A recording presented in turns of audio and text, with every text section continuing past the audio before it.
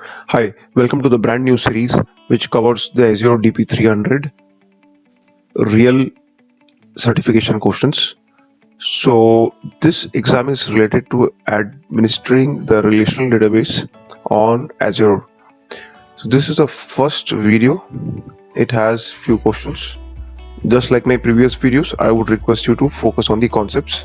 Now, in the exam, you may see same or similar questions. As long as you are focusing on the concepts, you will clear the exam. Please subscribe to my channel. This keeps me motivated to put some more contents. These contents will help you with clearing the certification exams. Now each question comes with very detailed explanation of each and every option and how to arrive at the right answer. So that technique is the key, and in order to see this technique, you will have to first be very clear with the concepts. Let's jump into the questions first. This is question 1. So you have a database named DB1 on a VM, and this database has a table called customer PI. So if you see this is your VM, the purple stuff. This is your database, and in this database there is a customer PII table. Now what is PII? This is personal identifiable information, just like your passport numbers, SSN numbers. If you are in USA, SSN numbers can identify you. If you are in India, Aadhaar number can identify you. So whichever table has this data, the PII data, that has to be secured. Okay. Why it needs to be secured? Because a fraud can happen, and using that fraud somebody can steal your identity. So that's why if you see banking applications or some critical applications, they keep an audit, they keep a record of whoever is accessing that table for what purposes. So the question is linked to the same concept. They are asking which two options will enable you to ensure that each and every action is recorded wherever an action happens in the customer PII table. What it means is, if you have a customer PII table, whoever is accessing that information, whether there is an insert, update, delete or select, those should be recorded. Now let's scan through the options. There is nothing called a server principal. There is a service principal, not a server principal. So this option is totally wrong. So in order to record each and every information, you have to turn on the audit. So option B is correct. SQL Server audit is what you will turn it on. But apart from turning it on, you will also have to use option C, where you will put a database audit specification. What is that? So this is a database audit specification syntax. So what here we are doing is, we are telling that for this table and this field, there should be an audit enabled on select and insert. What it means is, whenever there is a select fired on human resources table and employee pay history field, it will be recorded. Whenever there is an insert file on this table and this field, it will be recorded. So you have to create audit specification for the resource group which you want to be audited. So first you have to turn the audit on, and then you have to create an audit specification. These are the two steps we need to do. Now A, server audit specification. When is this useful? Because if this is useful if you have a pool of databases. Here it says we only have one database, but if you have a pool of databases and you want to enable audit together on all the databases, instead of going in each database once at a time, you can set it at a server level and you can create a server audit specification. But in this case, that is not the requirement. You don't have a pool of databases, you just have one database. That's why B and C would suffice. So these are the two final answers. Let's jump to question number 2. Please read this question carefully. So this question says there is a custom image of a virtual machine, and you create a virtual machine out of that image. Now this virtual machine is called VM1, and it hosts a SQL Server database. So this is VM, this is a VM, and it is hosting a database. It's a SQL Server database. Now what you want to do is, you want to automate the patching of SQL Server and Windows servers. That means is, VM is on a Windows platform. You have to upgrade or patch the Windows platform, and you also want to patch the SQL Server here database. So this should be done automatically. Then the second thing is automate full database backups and transactional log backups of the database which is on VM. So what it means is there is an automated backup happening, and that backup, suppose it is putting the files in a Azure Data Lake storage, and that is where your backups are stored. So this should be happening automatically. And the third thing it says is it should minimize the administrative effort. Now the question is saying out of these four options, which one you should do first. The first one says enable a system assigned manage identity for VM1. Now conceptually, if you see, this will not work here because system assigned manage identity, why it is used is for a particular resource. For example, you have a resource which will automatically log in. So for something like a Databricks or a data factory, suppose say ETL program, it will automatically log in and it will do its job. So for that purpose, you can create a system assigned manage identity. It will work for the life cycle of that resource only. Here there are multiple resources. We have VM1 Windows servers to be upgraded. We also have SQL Server to be upgraded. So just enabling one system assigned manage identity will not work here. Now this option says you register your VM1 to the Microsoft.SQL resource provider. So this option and option D are similar, but let's look at what are resource providers. So what you need to do is here, if you see Microsoft.SQL, you add these resource providers for SQL databases or managed instances or Synapse Analytics. Okay, but you have Microsoft.SQL virtual machine, which is used if you have SQL Server deployed on virtual machines. So in this case, if you see, this is exactly the case. We have SQL Server deployed on a virtual machine, and that's why option D looks correct, because option B will only work for managed instances. So if you see here the DSC extensions, what it does is the VM extensions are software components that extend VM functionality. Okay, and it makes the management operations of VM easy. Suppose you want to integrate your VM with Azure monitoring, then this extension is very useful. So hence in this case, we see this option D is the right answer.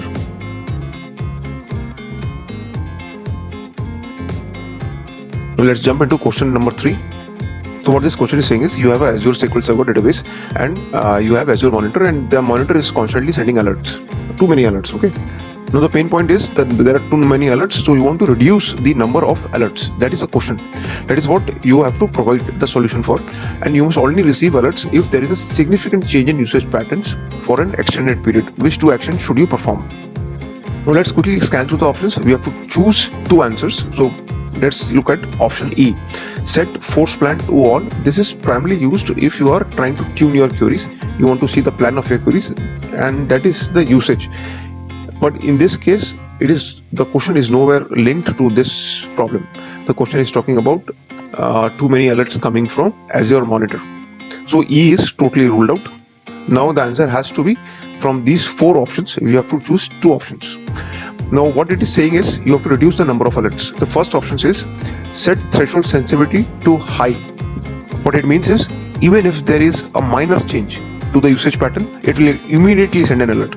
But what the question says is you must only receive alerts if there is a significant change in the usage patterns. So you have to make your threshold sensitivity to low and not high. So D has to be the answer, one answer. The second answer has to come between B and C. Now if you see here, dynamic thresholds are better because what it does is it gives you capabilities to detect seasonality for hourly, daily or weekly patterns. Now if you keep it static, then it will be hardcore, and if you keep it static to a lower value, then there will be too many alerts. So it's better to keep it dynamic, the alert logic threshold, that will be dynamic. So these two are the right answers, option B and option D. Let's move to the next question. So in this question, what it says is you have an Azure database named SQLDB1. You need to minimize the amount of space by the data and log files. Now this answer has to be between A and D. So since it is saying that all database of files, whether it be data files or log files, has to be compressed, that's why DBCC shrink database looks to be the right option. So what does shrink database do? It will shrink all data and log files for a specific database. Okay, and that is what the question wants us. Now what does shrink file do? It will only shrink a specified data file or a log file. but that is not what our question is asking. It is asking to minimize the amount of space of all data files and all log files. So that's why string database looks correct. Now let's look at B and C. So clean database free space. So this will remove all the residual information left on the database pages because of data modifications. So it will not compress your logs files and data files. It will remove some residual information which is left on the database pages. So it's just trying to release some unwanted space. So SP clean DB file free space, it does the same thing as file space, as free space. The only difference is it cleans all pages in only one file of a database. So our answer here is option A. This is the correct answer. Now let's move to the next question. This is a question. Please have a read carefully. So you have a database and it's a pool of databases. There are 10 databases in Azure SQL database, and the databases are performing slow. You need to identify whether the performance issues are because of temp database. Okay, that is what you want to identify. So the first option says run query store based queries. So what does query store do? It's a feature that provides you with insight on query plan choices and performance. So whether the query is performing good or not, or if you want to troubleshoot, so it will tell you, it will help you simplify the performance troubleshooting. Okay, and it will find the performance differences caused by query plan changes, if there is any change in the query plan. But this will not tell you anything related to temp DB. So with server profiler, what it does is you can capture and save data about each event to a file or a table. Suppose you have a table in SQL Server and you want to capture and save the data about whatever event. Suppose there is an update table, so you can log it and you can keep it for future references. So it is a graphical tool to SQL trace for monitoring an instance. Okay, but it is not used for temp DB based analysis. Hence option B is not correct. Now option C suggests review information provided by Query Performance Insight. Now what is Query Performance Insight? What does it do? So this will give you intelligent query analysis. Primarily it will give you a deep insight on DTU consumption.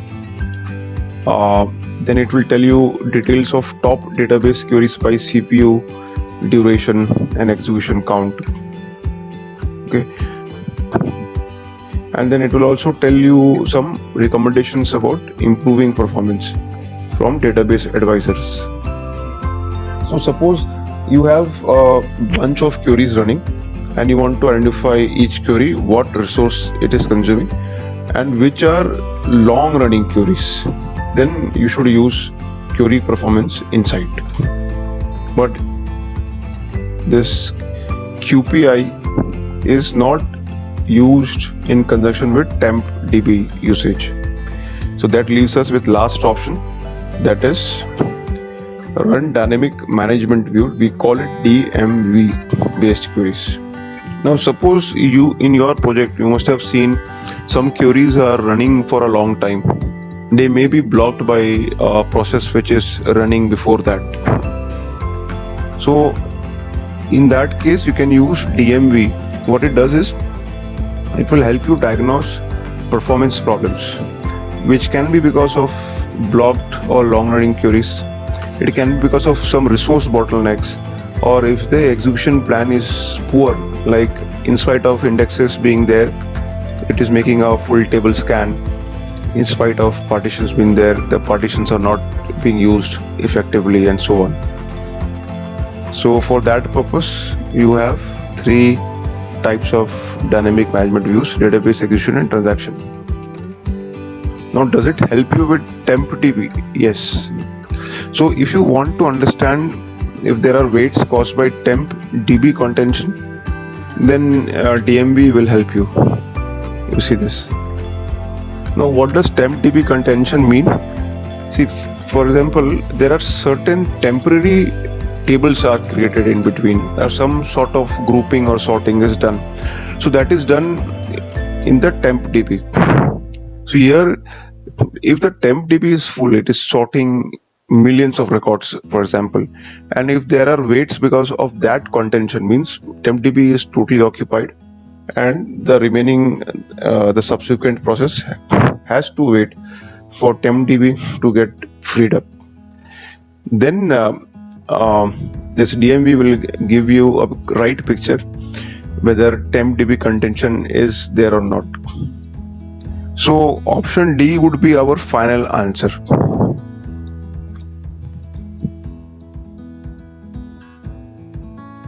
Now let's move to the next question. Now this question, it is asking us to minimize the possibility of query store transitioning to a read-only state. So why does a query store transition to read-only state? Now suppose you have a database, and inside this database this table is there. There is a constant, suppose, insert, update, delete happening in this database or in this table. Now everything is getting audited. Why? Because query store is on by default. You don't trust me, so I'll show you in the documentation. So if you see this part of the documentation, it says query store is on, is the new, this is a new default now. From when it is posted on 7 December 2016 onwards, it has been now 5 years or at least 4 years. So query store is always on.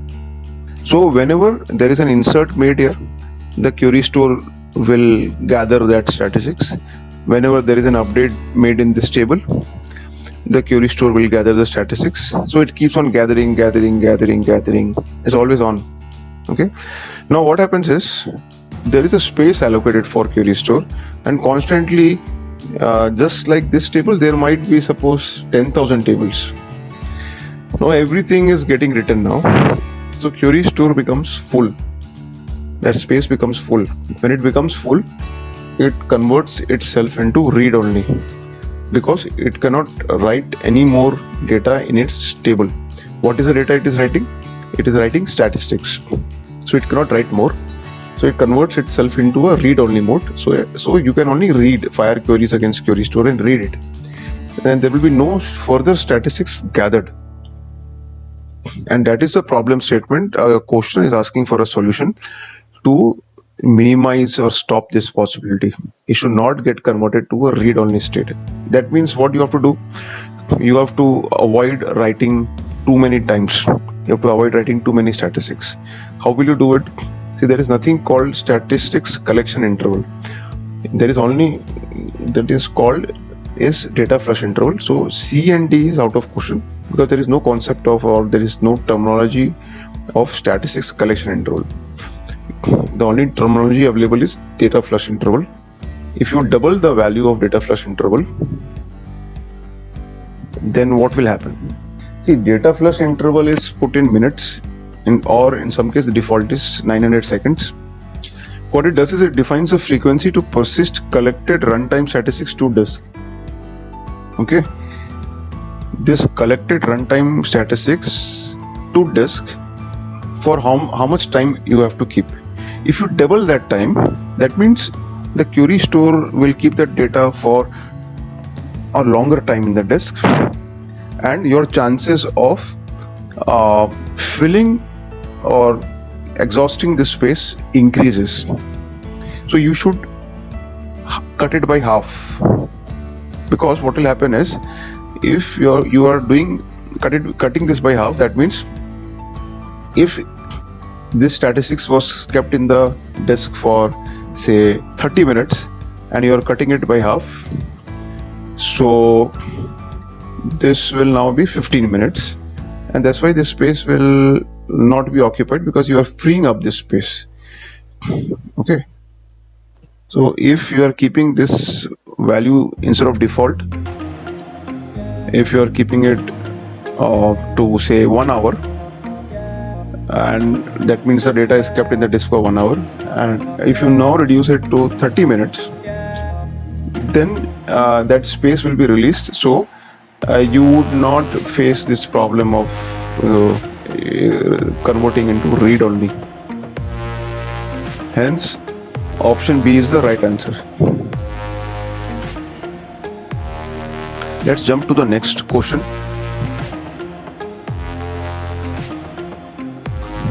So in this question, what they are asking is, we have a virtual machine. It is running on Windows, and their virtual machine has 4 CPUs and 28 GB memory, and you want to scale up to 16 CPUs and 64 GB memory. You need to provide lowest latency for temp database. And what is the total number of data files that TempDB should contain? So there is a thumb rule. The thumb rule says up to 8. Suppose between 1 to 8 CPUs. If there are 8 CPUs, you use 8 data files. But if there are more than 8 CPUs, then you can go up to a number which is a multiple of 4. Multiple of 4, like 4 for the 16 or 8 for the 32, like that. 32 into 4, it should be a multiple of 4. So in this case, if you see, 2 and 4 are ruled out because it is having 16, which is more than 8. If it had 8 CPUs, then you would put 8 data files, but it has 16 CPUs.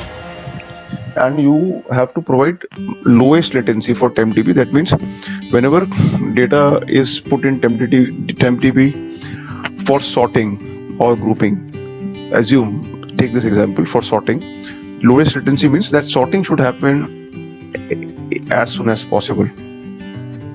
And in order to do that, if you have 64 files instead of 8 files, since it is greater than 8, you can go to a multiple of 4, which is 64. Then it will provide lowest latency. That's why option D is correct here, because you want to provide lowest latency for TempDB. And lowest latency for TempDB, since the CPU is greater than 8, if it was up to 8, we would use 8. But having 64 data file will provide more power to sort, so the latency will be low. So our answer is option D. This is our answer. Let's move to the next question. So this is the next question. Here it is saying you have 50 SQL databases and you want to notify the database owner when changes to a setting. So for example, what happens in a in an Azure environment, in a cloud environment, is someone changes the database size. Okay, there might be say 5-6 GBs. Someone changes the database size. Okay, so the database owner should come to know, hey, your database size just got changed from 100 GB to 500 GB. Or someone changed the pricing tier from a basic tier to a premium tier. So the database owner should come to know, because there are costs associated with it. So it should not happen that someone changed and the database owner receives the monthly bill and then he or she sees that there is a cost overrun. And that's why the database owner wants to put this into play, that whenever there is a change to a database size or pricing tier, he or she should be immediately informed. He should not wait for the monthly cycle to get over. Informed real time or near real time. So what if you do any activity where you are changing the database size or you are changing the pricing tier? It is an activity. It gets logged in the activity log. it gets logged in the activity log. This is a signal type we should use. We can set an alert rule on this activity log. Whenever we see this action in the activity log, we create an alert rule. What is an alert rule? It is you set a rule that whenever the database size changes, you automatically send an email to the database owner. This is the database owner. So this looks correct. Now if you see option C, metric signal type, this is not a metric signal, database size or pricing tier. There is no metric signal for this. That's why this will not work. So just as an example of metrics, for example, DTU percentage, DTU used, CPU percentage, these are defined metrics that comes with the database. So someone changing the pricing tier or database size, you have to use the activity log. This is an activity. That's why C is wrong. Now option A is also wrong because these are not security log enabled. I mean, these are not related to security. What is related to security? If someone accessing the PII data, that is a security. That's why you can see if you have a Aadhaar number or a social security number in a table and someone is updating that or selecting and accessing it, you can put that activity, but that is a security related activity. But in this case we don't have a security related activity, so A is out of question. So A and C are wrong. Now D is correct. B, what is instance and app advanced metrics? So see, again, this is not a metric. So that's why even if you enable this, create a diagnostic setting for this, it will not help because database size and pricing tier is not linked to any metric. So B is also wrong. So this is our final answer. So let's jump to the next question. So basically it is saying you have Azure SQL database. It has, there's a database server and it has lot of databases. Like this, it has lot of databases. So if CPU usage exceeds 80% for any database, there are so many databases, for any database, on any database, if the CPU usage is more than 80%, then alert email should be sent. And this should work even if you, in future, if you create additional databases, it should work for future databases also. So which resource type you will use to create this alert?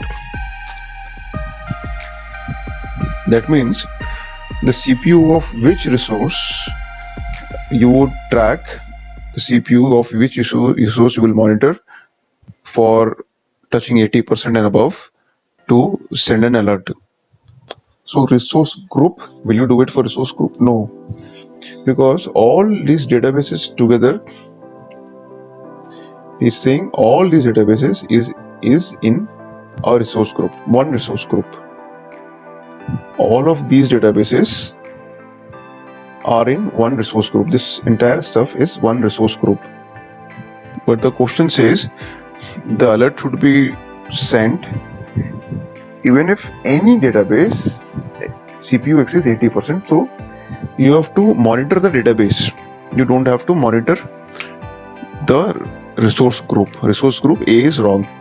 SQL servers, everything is on one SQL server and one resource group.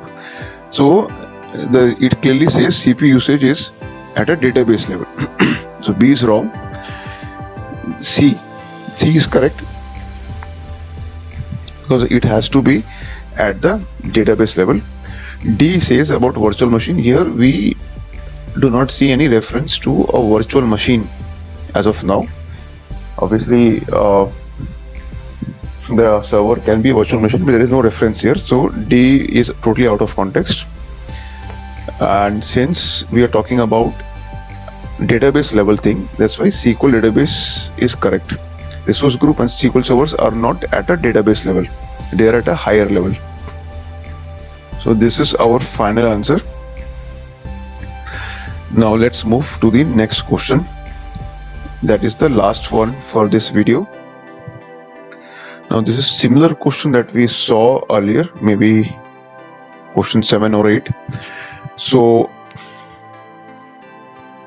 this is similar to question 7 actually, but the only difference is in question 7 we had 16 CPUs. Here we are saying we are upgrading from 4 to 8. So what is the thumb rule?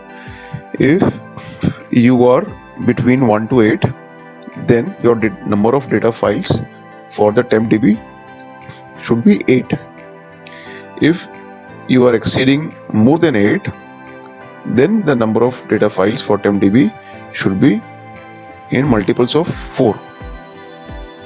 So based on thumb rule, between 1 to 8, the number should be 8. Just close your eyes and mark this answer, because there is no logic to it. This is a thumb rule. So you have to memorize this thumb rule. So for this question, our answer is option C, number 8. So this brings us to the fag end of this video.